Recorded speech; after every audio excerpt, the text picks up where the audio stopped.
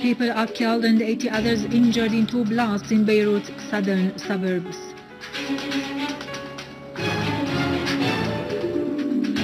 Lavrov stresses Russia's cooperation with Syria in the technological military field does not contradict its international commitments.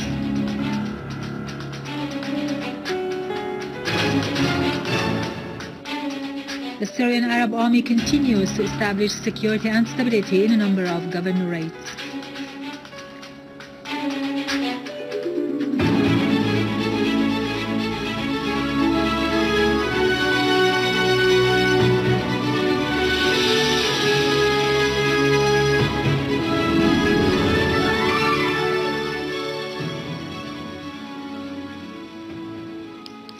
Good afternoon, ladies and gentlemen. This is Irato Krikorian with the news in English. The Council of Ministers has strongly condemned the 2 terrorist explosions in Bir Hassan, south of the Lebanese capital, Beirut, which left 5 people dead and 80 others injured. Prime Minister Dr. Wael al-Halaqi said this terrorist act was the responsibility of certain particular states that have sponsored terrorism with money and weapons, thus continuing to be a source of concern and instability in Lebanon, Syria, and the Arab region as a whole. Al-Manar TV channel said the 2 blasts took place in a very busy square a few meters away from the Kuwaiti embassy. One of them was opposite the Lebanese army barrack near the Iranian Cultural Center. The channel quoted a security source as saying that both blasts were carried out in 2 booby-trapped cars driven by suicide bombers. Al-Alam channel said a 4-wheel drive car was detonated near the Iranian Cultural Center. The Iranian embassy, on its part, reported no serious injuries inflicted on the Iranian diplomat or staff working in the center. According to news agencies, the terrorist Abdullah Azzam battalions have claimed responsibility for the 2 explosions in Bir Hassan.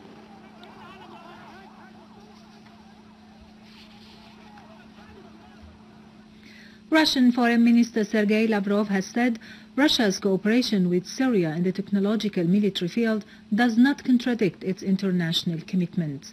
In a word he delivered in Kuwait during the 3rd ministerial round of the strategic dialogue between Russia and the Arab Gulf States Cooperation Council, Lavrov hoped the UN Security Council would agree in the coming few days on a humanitarian resolution regarding Syria.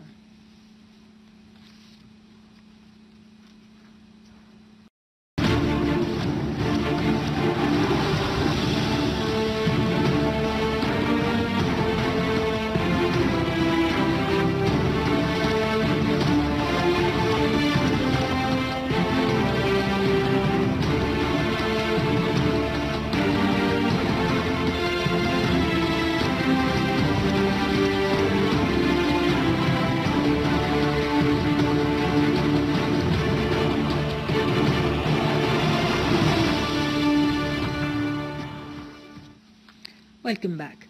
3 citizens have been killed and others injured as a result of terrorist attacks targeting residential areas in al-Nusra and al-Fawa villages and the city of Idlib.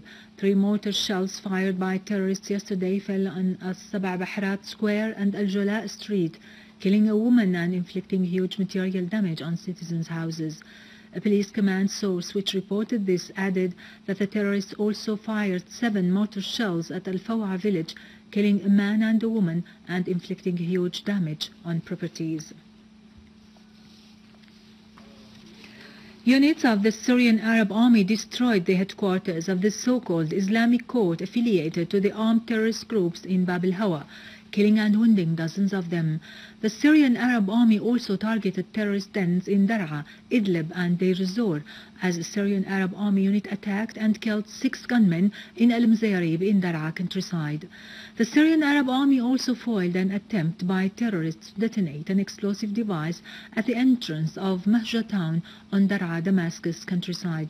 In Idlib, 35 people were killed and 4 cars equipped with heavy machine guns were destroyed in the village of Qminas, as another Syrian Army unit eliminated a number of terrorists in the village of Feiloun.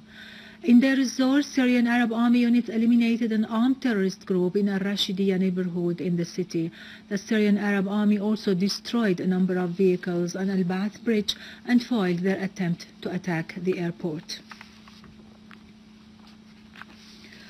Syrian Arab Army continued its operations, eliminating many terrorists in a number of villages in Hama's northern countryside. In a qualitative operation, the Syrian Arab Army units maintained control on Tall al-Bazm, which is considered as the main vein to supply the armed terrorist groups with weapons and ammunition. Syrian Arab Army units also seized a tunnel that was used by the terrorists to hide in. A military source said that the town of Suran was completely cleared of the armed terrorist groups, killing many of them and destroying a number of their vehicles, which were equipped with doshka. The governor of Homs, Talal al-Barazi, said that a new group of besieged civilians were evacuated in the ancient city of Homs, the majority of them children, women, and the elderly.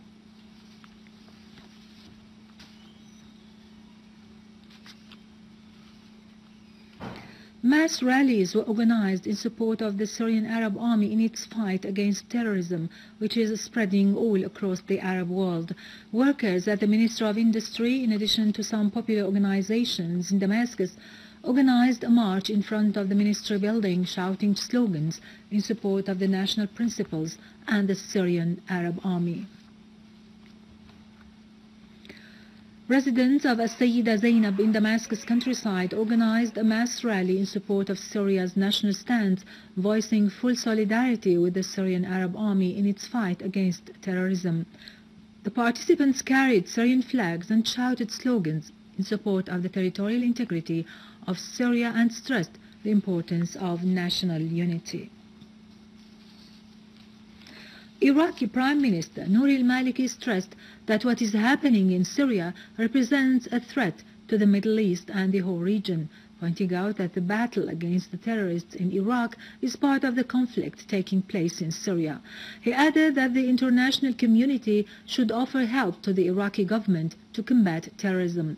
In an article published in the Foreign Policy Affairs magazine, al-Maliki said that Iraq has a comprehensive strategy to defeat al-Qaeda terrorists, adding that the Iraqi society is fully determined to get rid of terrorism across the Iraqi cities. The General Commander of the Dujla operation in the Iraqi army, Abd al-Amir al-Zaidi, announced the killing of 14 terrorists affiliated with the state of Iraq and the Levant during the battles taking place in Salah ad-Din Governorate. Al-Zaidi told the Iraqi media network that Iraqi army maintained control on the area, making considerable progress without sustaining any casualties. He stressed that the operation will continue until the elimination of all terrorist groups in the province. Iraqi parliamentarian sources said that the Iraqi troops are using advanced technological equipment to chase and kill the terrorists.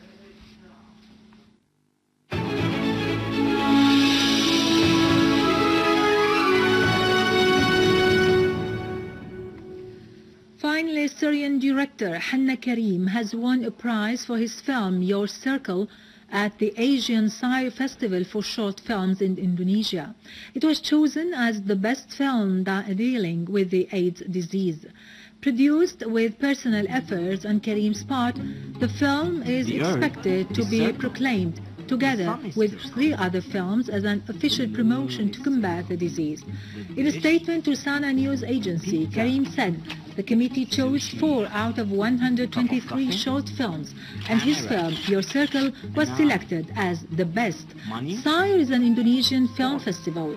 The arbitration committee receives the young directors' contributions on the internet from various parts of the world. A film is evaluated on the basis of the innovative idea it represents. The blood is a circle. However, marriage is a circle. Protection is a circle. Medication is a circle. You are the one who choose your circle, so be careful and choose the correct circle. Because time is always a circle.